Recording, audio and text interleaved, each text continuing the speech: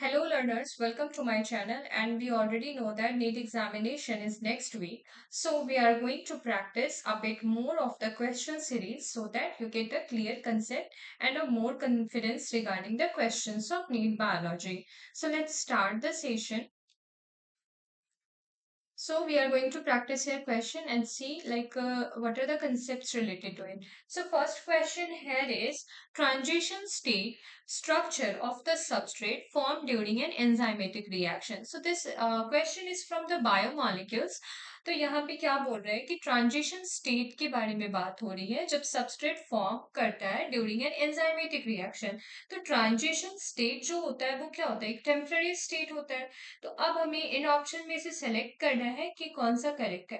First क्या बोल रहे हैं, permanent and stable, transient but stable, permanent but unstable and transient and unstable. तो हम जानते हैं कि जो ट्रांजिएंट स्ट्रक्चर बनता है वो अनस्टेबल होता है क्योंकि वो एक इंटरमीडिएट स्ट्रक्चर होता है ना। जब देखो आप ये चीज देखोगे, एंजाइम प्लस सबस्ट्रेट बना, देन ये ES कॉम्प्लेक्स बनाया, एंड देन जो प्रोडक्ट बन जाता है तो एंजाइम रिलीज कर जाता है एंड प्रोडक्ट।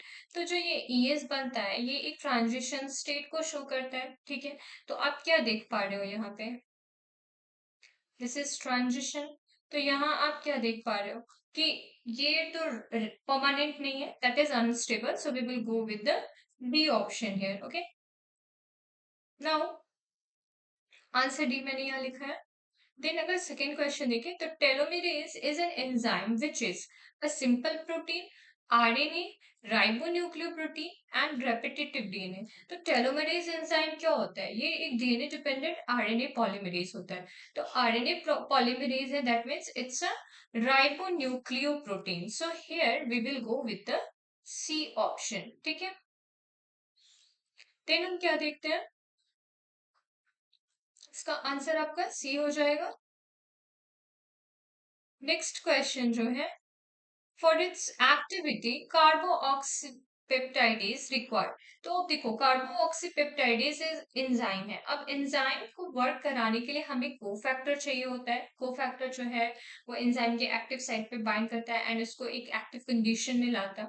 तो यहाँ पे ऑप्शंस क्या क्या दिए हुए हैं, जिंक है, आयरन है, niacin and copper. So the correct option here is zinc.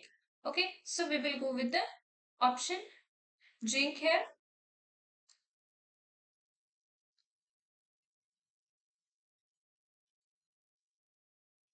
This is the correct option. We can say here answer A is correct. Now moving to the next question. DNA is absent in the mature spermatozoa, mature RBC, nucleolus and anucleated ovum। तो हम already जानते हैं कि RBC जो blood cell होता है उसके अंदर एक तो न्यूक्लियस भी नहीं प्रेजेंट होता और मेच्योर आरबीसी में डीएनए का एब्सेंस देखा जाता है। तो यहाँ पे जो करेक्ट ऑप्शन जाएगा वो आपका बी ऑप्शन होगा। We will go with the B option. Answer is B. Then the question is centromere is required for. अब सेंट्रोमियर जो होता है वो किस चीज के लिए नेसेसरी है, तो replication DNA, chromosome segregation, poleward movement of chromosome and cytoplasmic cleavage. अब जब हम cell cycle division and replication जो देखते हैं तो इसमें क्या होता है कि अगर कोई एक सेल है तो यहाँ वो पोल्स पे क्या होते हैं कि सेंट्रोमियर जो है वो अटैच करते हैं क्रोमोसोम्स को एंड स्प्लिटिंग में हेल्प करते हैं। तो ये क्या होगा कि पोलवार्ड मूवमेंट ऑफ क्रोमोसोम, जो पोलवार्ड मूवमेंट होगा, क्रोमोसोम जो मूव करते हैं तो वो इनकी वजह से मूव करते हैं। तो यहाँ पे आपका जो सी ऑप्शन है वो करेक्ट जाएगा। Now answer C is correct है। Moving to the next question. Flagella of prokaryote and eukaryote differ in. तो यहाँ पे जो क्वेश्चन पूछ रहे हैं इसमें बोल रहे हैं कि कैसे फ्लैजेला ऑफ प्रोकैरियोट और यूकैरियोट डिफर करता है।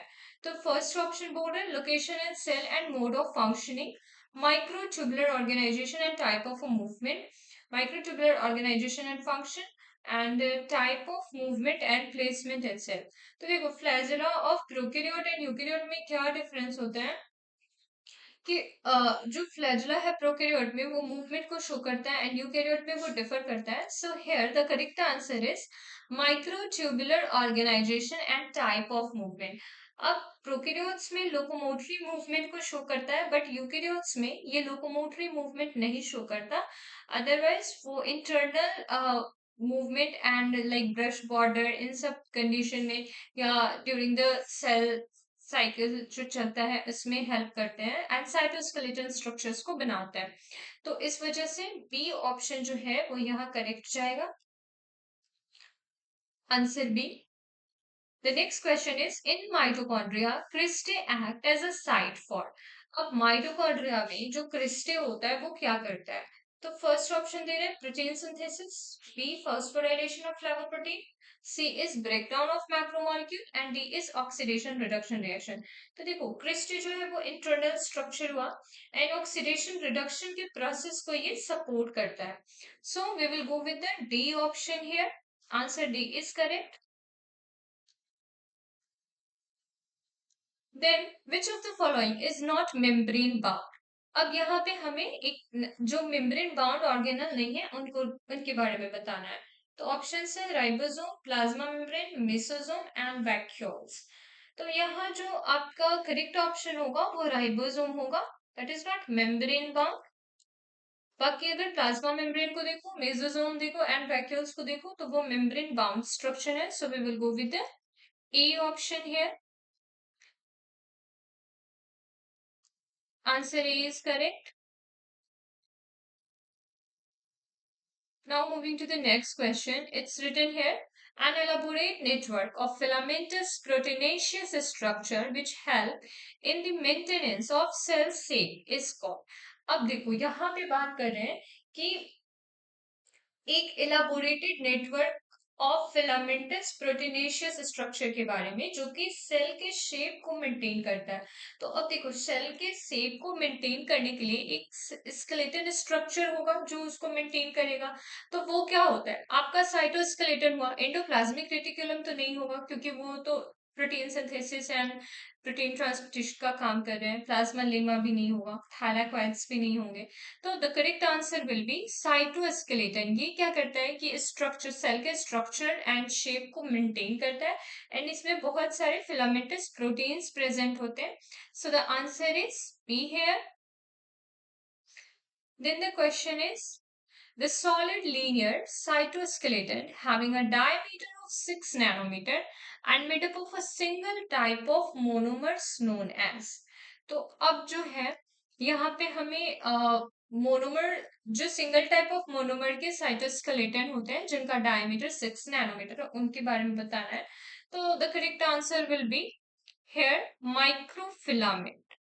Answer C will be correct क्योंकि माइक्रोफिलामेंट्स में क्या है एक्टिन फिलामेंट है, मायोसिन फिलामेंट है.